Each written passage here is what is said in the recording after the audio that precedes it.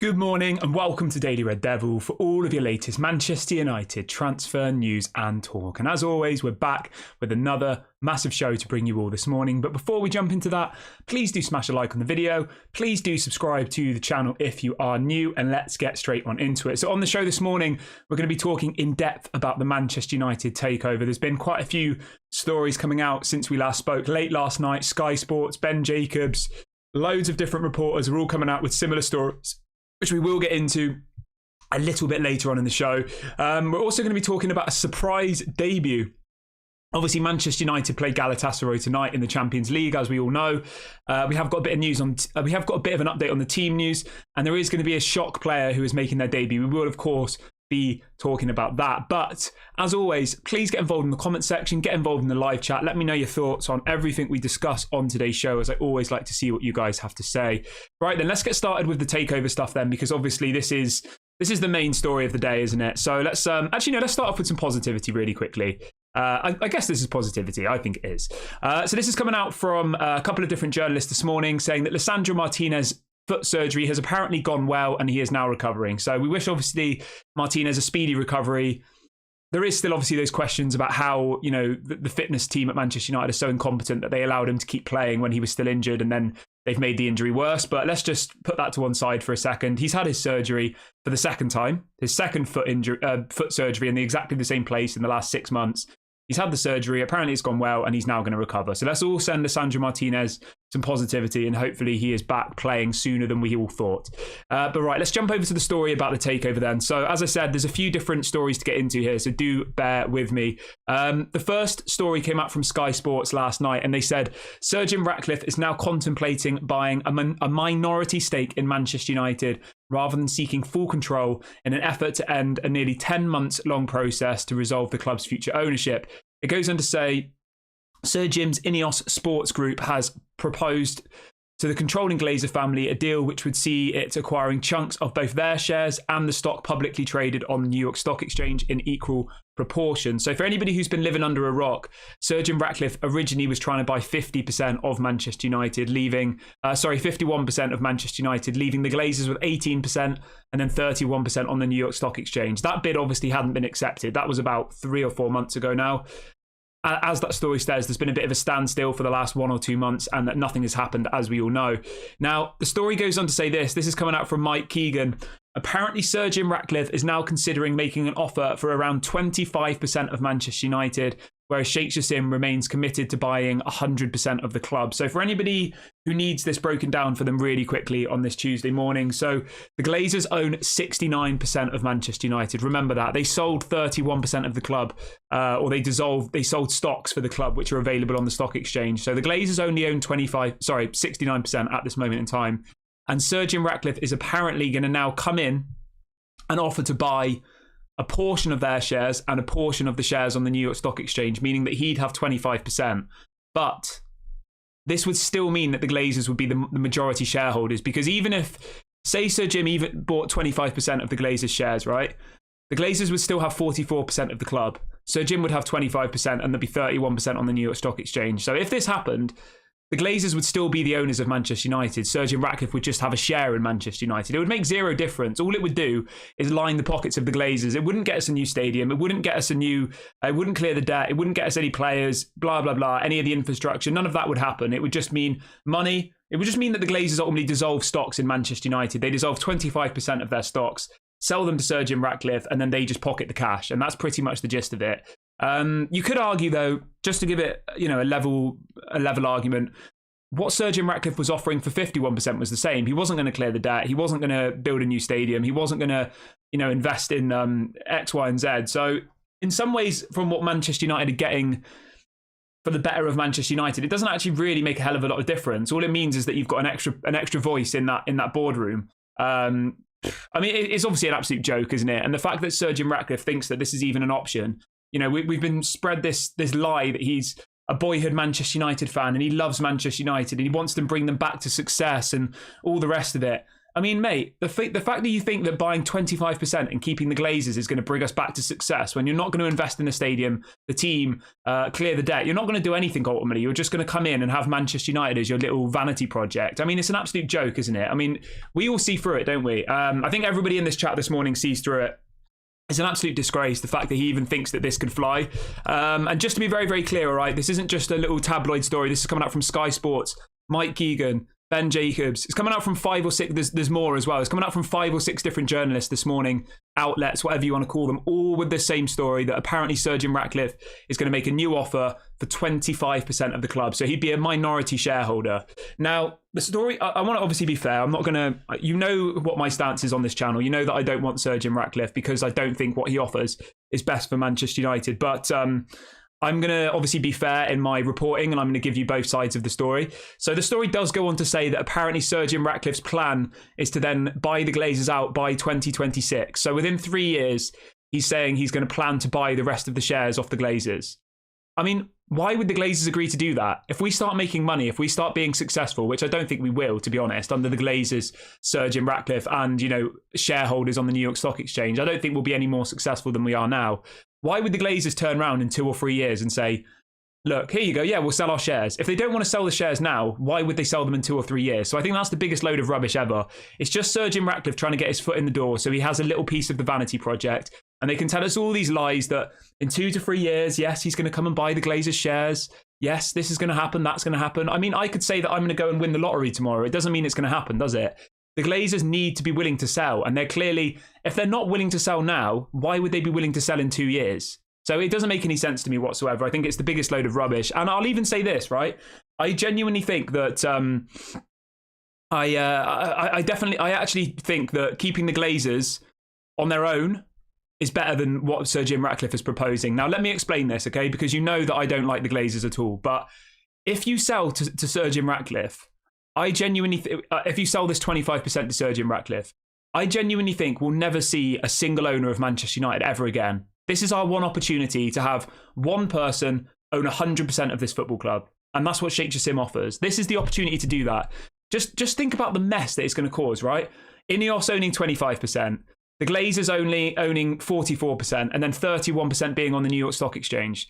That's 3 different sections of the club being split up into stocks. Do you see what I'm saying with this? Whereas, what if somebody else, what if in a year's time then, say, Qatar come back in and want to pay 8 billion for the club?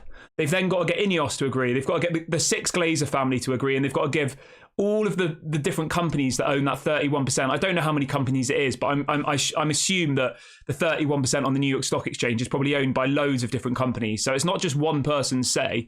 It's not as simple as you knock on someone's door and say, "Oh, I'd like to buy your club for 8 billion." Okay, no problem. They sell it. It's like you've got to ask Ineos. Ineos has got shareholders. They've got, you know, Sir Jim. They've got all the other people who run it. There's too many, you know what they say, too many cooks spoil the broth, don't they? And I think that this actually would be worse. Personally, I genuinely think what this offer entails, Sir Jim coming on board with 25% of the club, I genuinely think it's worse than the Glazers staying on their own, because at least with the Glazers staying on their own, then it may be in a year or two, somebody comes in and offers them the money they want and they sell the whole club, because we need one owner. Did Manchester City have 3 different owners? No. Like, look at all the clubs that are successful in world football, right? They don't have Sir Jim Ratcliffe owning 25%, a family of 6 people owning 30%, another person owning 30%. They're all owned by one person, you know? And I think that is the way that it needs to go forward. It needs to be one voice, one message, one idea. What happens if Sir Jim Ratcliffe comes in and he says, right, I want to do this, and the Glazers say no? There's 6 Glazers that he's going to have an argument with every single time a decision needs to be made. And I just think that's not good for me. But yeah, let me know what you guys think. I will read out some of your comments as we get deeper into the show. There is some updates on Sheikh Jassim as well, which I will read out. I'm going to read out this one from Richie, because as I say, I like to give a balanced argument on all of these shows. I'm not going to be sat here with an agenda. I'll always read out other people's opinions. So Richie says, Sheikh Jassim is the mystery man. No one has a clue who he is. Even Sandhurst officers who were there at the same time as Mystery Man. I get what you mean, but is that enough of a reason not to have somebody buy a football club? Because what do you need to know about him? They have lots of money. We know where they're from. It's obviously they're from Qatar. His father was he the Emir of Qatar? something like that. He's kind of linked to the royal family or to the parliament. How much do you know about Sir Jim Ratcliffe? Like, all I know is that he makes his money from selling chemicals. Does that mean you trust him more because you know that he sells chemicals? Like, I don't really get that, to be honest. I get what you're saying. Nobody knows who he is, but that's the whole point of the Premier League owners test. It's not our job to decide whether Sheikh Jassim is a viable owner. If, say, Sheikh Jassim wins the club, right? And then they go to the Premier League owners test, which they'll do, and then they decide that he's not fit to be an owner, then so be it. That means we'll have dodged a bullet. But there are stringent rules and tests in place now to not allow people to come in like the Glazers. Like, the Glazers wouldn't be able to buy Manchester United now because they didn't have the money to do it in the first place. Richie says it's state ownership. So's Man City, so's Newcastle, so is PSG, so is... Like, if you actually look, right, at the... Let's have this conversation now.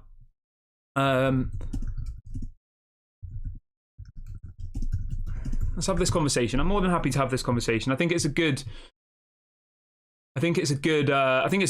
conversation to have. So I've just done a quick Google search. So far, right, we've got Manchester City, Newcastle, Aston Villa. All three of those teams in the Premier League are owned by people from the Middle East. Whether that's state ownership, whether that's whatever, that's up for you. That's up for you to decide. Obviously, PSG as well.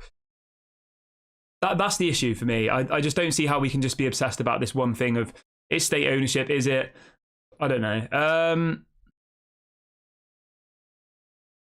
Let's see what else he says. So he says Ineos is not Sir Jim, and every account is available for viewing via Company House. Not sure. Davis says we need Sir Jim ASAP.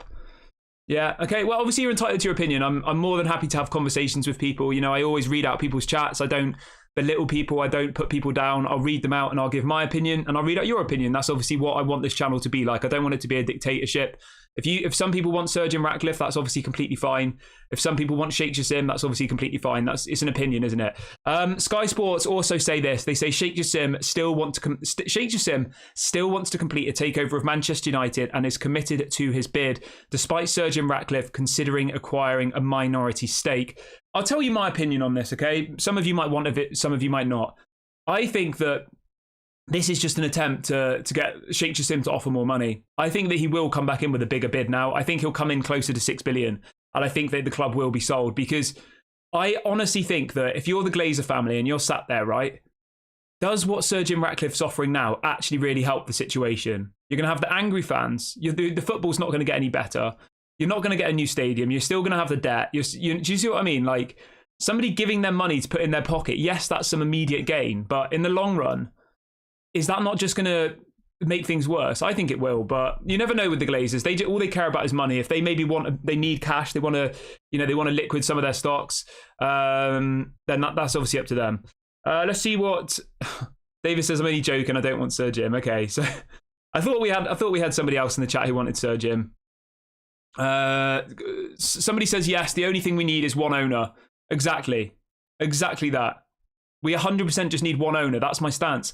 I said this to you on the show a couple of days ago. I said, if Sir Jim Ratcliffe was offering the same as what Sheikh Jassim was offering, 100% of the club, clear the debt, new stadium, and all the rest of it, I'd say, yeah, great, go with Sir Jim. I get it. He's from Manchester.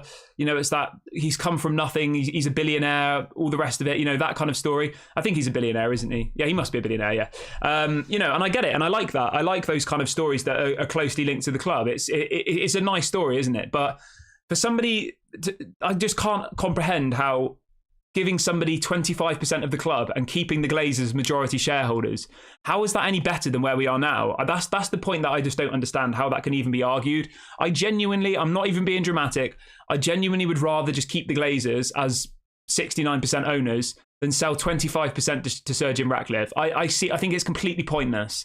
Completely pointless. Somebody says if Sir Jim wins, I'll stop supporting the club.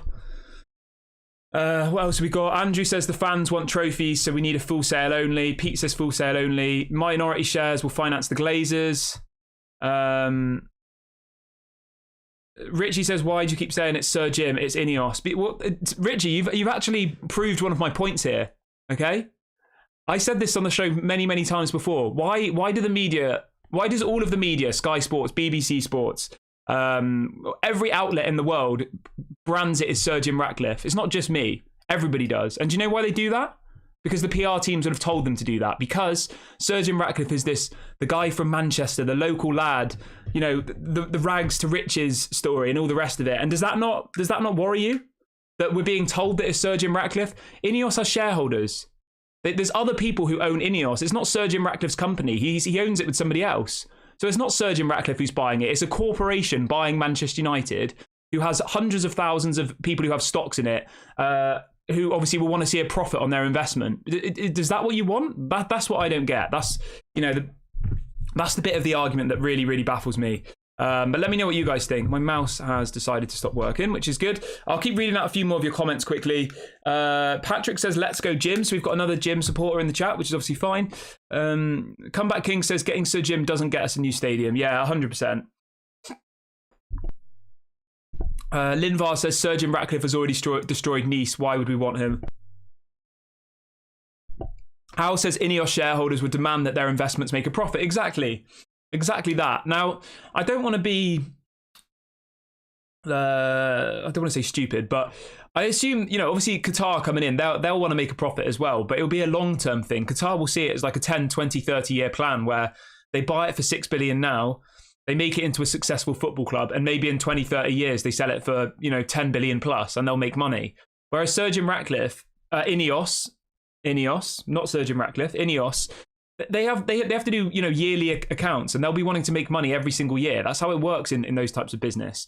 David says Sir Jim Ratcliffe is a traitor. I agree. I just can't understand on any level why anybody thinks Sir Jim Ratcliffe buying 25% of the club, keeping the Glazers majority shareholders, like, how is that any better than where we are now? I just think it's pointless. I genuinely would rather have the Glazers stay than have Sir Jim Ratcliffe own 25% with the Glazers owning 44%. I think it's completely pointless. It gets us nowhere. If anything, it puts us backwards because, as I said, it means it's next to impossible for us to ever sell the club to one person with 100% ownership because you've got all of these different people.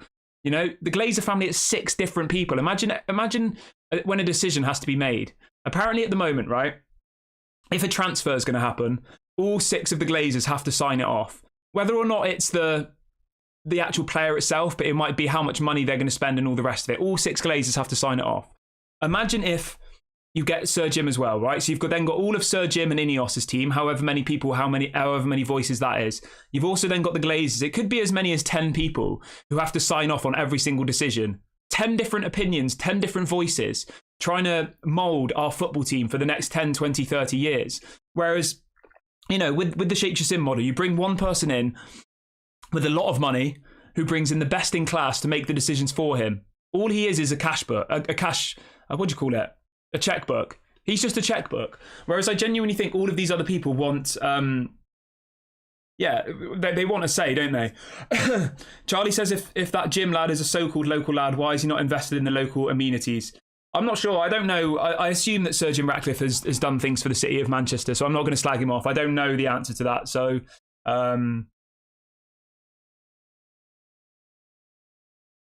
Richie says, profit is not a dirty word. It means that the business will be properly structured. What? So you're happy if Ineos and the Glazers start taking dividends? You're happy with that? Because you understand where dividends come from, right? Dividends are available to take if a company makes profit. So say I run a sweet shop, okay? Say I run a sweet shop and my sweet shop makes £1,000 profit in a year. At the end of that year, as the owner of the sweet shop, I can then, within my rights, this is completely legal and completely above board. As the owner of the sweet shop, I'm within my right to take that £1,000 profit as a dividend. They're obviously going to keep taking dividends and stuff. Of course they are. Yeah, it's a complete. They definitely are. And Richie says PSG is a mess. Malp says Sir Jim Ratcliffe is a Chelsea fan. I mean, yeah, I don't buy into the whole like.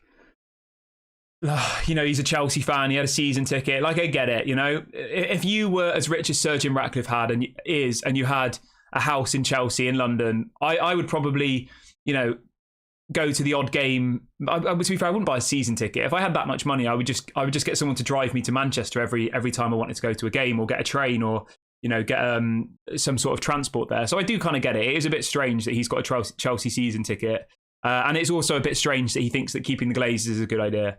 Al says PSG is more successful and better than Manchester United. Yeah, I think PSG is only branded as a failure because they haven't won the Champions League. Like, they're definitely not a failure. They've been dominating the French league ever since Qatar came in. Right, let's talk a little bit about the game tonight, though. So we have got a big story to bring you. Apparently, Altay Bayindir is going to make his debut for Manchester United tonight in the Champions League. I did select him in my match preview. If you haven't seen that, go and check it out afterwards. It's up on the channel. I think it's the correct decision. Now, I like Onana. I think he's going to end up being a good goalkeeper for Manchester United. But at this moment in time, I think, you know, you're going against a Turkish side. Obviously, Altay Bayindir played for Fenerbahce, I believe. We're going against a Turkish side who will know very well at home, under the Manchester United Old Trafford lights. I think it's the right decision to start Altay Bayindir. But let me know what you guys think about that. How do you feel about Altay Bayindir starting over Onana? And also let me know what your score predictions are for the game tonight. I went for a 2-1 win in this game. I think that we can win it. I think we have to win it. I think if we win this, it will set us up nicely for the next few games of the group. Obviously, we've got Copenhagen at home. I think it's either next week or the week after. I can't remember off the top of my head. So yeah, I think tonight is obviously a must-win game. I'm going with 2-1 Manchester United. I have a funny feeling that Marcus Rashford's going to play on the right-hand side of that. I think it's going to be Garnacho on the left and Rashford on the right. I just have a feeling. I don't know why. But yeah, let me know what your score predictions are. Let me know if you're excited for the game. And everyone who's just joined in the last couple of minutes, please do smash a like on the video. And please do... Why is this mouse being so badly behaved? Yeah, please do smash a like on the video. And please do subscribe to the channel if you are new. We're on the road to 20k subscribers, everyone. So yeah, let's see how quickly we can hit that target. Please do go and subscribe and smash a like if you haven't already. Right, let's see what else we've got planned for the show this morning. So obviously we spoke about Bayindir making his debut. Lisandro Martinez's injury, his surgery's apparently gone well, which is obviously great. Some other good news as well. Kobbie Mainoo and Antony were both in Manchester United's first team training yesterday, so that's really, really positive. There is some people saying that apparently Antony could actually be part of the game tonight. I would be shocked if Antony started the game tonight. I mean, when was the last time Antony played for Manchester United? If anybody knows in the chat, I'm just going to have a look quickly. How long ago was it? Let's have a look. So his last game was... I'm just trying to get at how match fit he should be. So he last played on the... Where are we? Okay, so his last game was on the 3rd of September. So about a month ago, his last time he played professional football. At the end of the day, right, I'm not a sports scientist or whatever, but you would think that a month away from professional football, you would need longer than 1 or 2 training sessions to get back to the level to play in the Champions League match. But obviously, I don't know.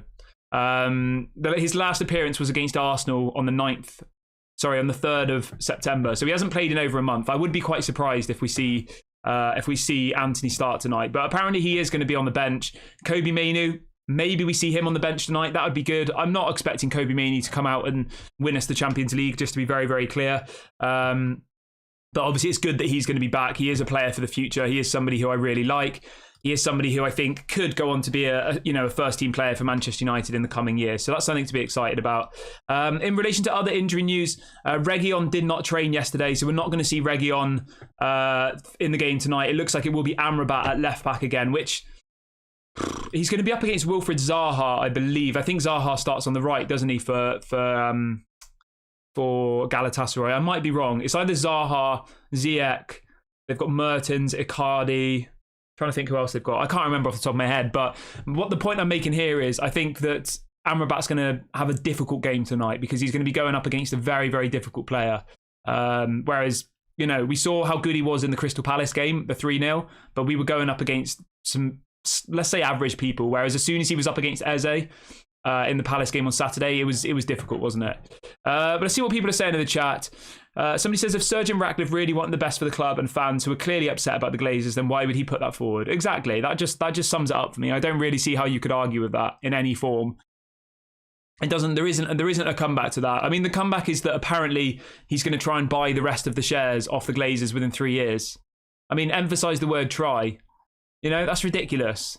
It's ridiculous to think that the Glazers are suddenly going to go, oh yeah, we'll sell all the shares to you in 2 years, no problem. It's ridiculous. Ruben says, look at Chelsea last night. When they have the ball, they attack and feed each other. Defence very good. Good crosses in the box. Come on, United. Lee says it should be Dalot at left back and Lindelof at right back. Yeah, I mean, the other option is we might play a back three. Obviously, if we played a back three, we could do that fine. I would be happy to play a back three tonight, to be honest. I know people don't like this back three. They think it's too defensive, but we haven't got a right back and a left back who are fit at the moment. So you could play a back three like we did in the Crystal Palace 3-0 victory. And then, yeah, we can see how that goes. But let me know what your thoughts are on that one. Let's see what else people are saying in the chat. Alan says it's going to be 2-1. Max says the most important decision is to bench Rashford. The thing is, right, with Rashford, I like Rashford. I think he's a good player, but he thrives off confidence. Like, he thrives off confidence. He needs it to be able to perform. I know that sounds a little bit obvious, but some strikers, they just get goals out of nowhere, don't they? Whereas I just feel with I feel with Rashford, he really, really relies on getting a goal and then building on that, and he just hasn't kickstarted the season yet. He's got 1 goal in 7 games. Like, it's not good. Fred says if the players are selected as predicted, it seems to me the excuses are there if we lose. I hear you, mate. I do. I mean, if we lose tonight, I don't. Obviously, we will be doing a watch along for the game tonight as well, everybody. So if you are around this evening, I'm sure everybody is, and you do want to join the watch along with us, I'll be live from about probably 7:30 this evening, for a bit of a chat before the game starts, and then we will, of course, watch the game together. We have to go and win this one. We really, really do. I think the Champions League is salvageable if we win this game tonight. Now, I'm not saying we're favourites to win the Champions League, far from it, but I would much rather go through to the next round of the Champions League and actually play some decent teams than drop down to the Europa and still probably not win it and then just be playing Thursday night football. Like, I just don't want that, you know? I just don't want that whatsoever. Let's see what else people are saying in the chat quickly. We've got a couple minutes left of the show. I will read out a couple of questions. Ron says, what's going to happen when Ratcliffe dies? He is getting old. Well, as I said earlier on in the show, it's not Sir Jim Ratcliffe who's buying the club. It's Ineos, his company. And Ineos is owned by multiple people. It's not 100% owned by Sir Jim Ratcliffe. So that's the thing you have to remember. I'm just having a look. So it's owned by Sir Jim Ratcliffe, Andy Curry, and John Rees. So there's 3 people who own Ineos. And that's why I keep saying to you, do you not think it's interesting that all of the press, all of the media are just using Sir Jim Ratcliffe's face for all of this? It's not Sir Jim Ratcliffe, it's Ineos, and Ineos is owned by 3 individuals. Sir Jim Ratcliffe is just the boyhood Manchester United fan who's been put as the poster boy to try and buy Manchester United for his company. Like, you just got to see through it. Somebody says Rashford and Bruno playing tonight. I reckon it'll be 4-1 Galatasaray. I don't think it's going to be that bad. I don't think so.